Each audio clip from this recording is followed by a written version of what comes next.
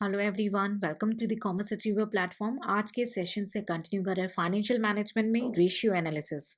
Almost on the last edge of the ratios चल रहे हैं, तो आज इस सेशन के थ्रू हम कवर करेंगे क्यू रेशियो।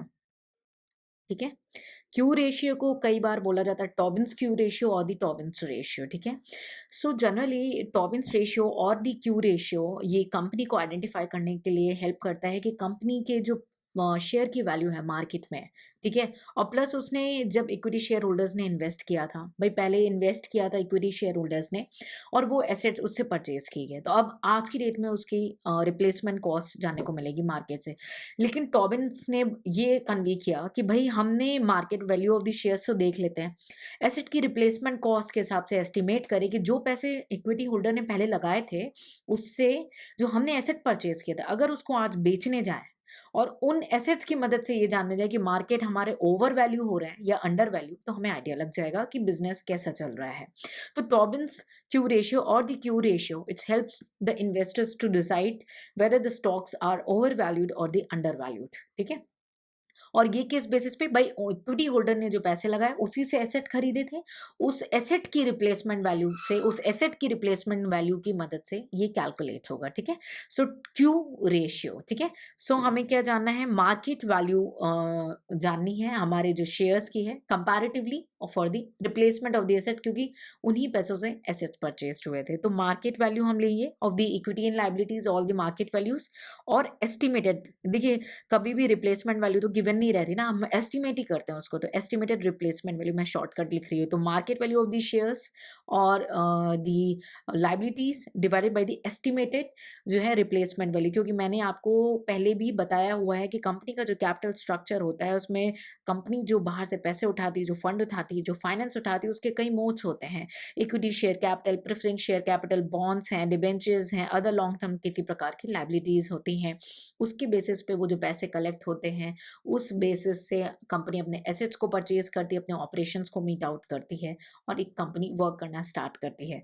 तो जब कंपनी ने ये डिसीजन लिया कि वहां से पैसे लिए, भाई अब करंट डेट में उससे जो एसेट परचेज किया था उसकी रिप्लेसमेंट वैल्यू क्या है, उसके कंपैरेटिवली वो कंपनी के स्टॉक को ओवर वैल्यू है या अंडर वैल्यू है ये चेक करती है। ठीक है, सो टॉबिन्स क्यू और द क्यू रेशियो। ठीक है, तो market value of the company जो है हम डिवाइड करते हैं, कंपनी की जो मार्केट वैल्यू होती है डिवाइडेड बाय द एसेट्स का जो है रीसेल वैल्यू और द रिप्लेसमेंट वैल्यू से। ठीक है, अगर सपोज करो मार्केट वैल्यू है 10, ठीक है, और एस्टिमेटेड रियलाइजेबल वैल्यू है कम, ठीक है 5, तो अगर हम ऑन द हायर साइड चल रहे हैं तो ये कितना हो जाएगा आपका 2। ठीक है, और दूसरा एग्जाम्पल लेते हैं, हमारा मार्केट वैल्यू है 10 और एस्टिमेटेड जो है स्टॉक की वैल्यू है 10, तो क्या होगा 1। यही हमारा एस्टिमेटेड वैल्यू है 10 और ये वैल्यू हमारा जो है इंक्रीज होके आ जाता है suppose to be 15।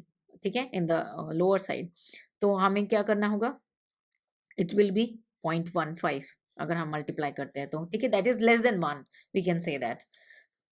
Okay, that is less than 1। So there are scenario जब लेस देन 1 देखने को मिलता है। ठीक है, तो यहाँ पे आपने एसेट की वैल्यू ज्यादा है, एसेट की वैल्यू जो रिप्लेसमेंट वैल्यू है ज्यादा है ना, और कंपनी की अर्निंग जो है वो मार्केट वैल्यू जो है, अर्निंग रेट जो है, ठीक है, वो आपको कम दिख रही है।